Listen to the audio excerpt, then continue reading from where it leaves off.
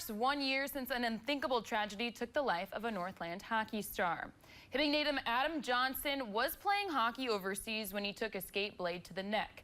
Johnson was playing for the Nottingham Panthers when he collided with a player from the opposing team. He died from his injuries. Johnson's ties to the Northland are extremely strong. After playing for his home team in Hibbing, he played for the UMD men's hockey team. In the years since his death, several hockey leagues of all levels have created new mandates for neck guards, including the American Hockey League and the National Federation of State High School Associations.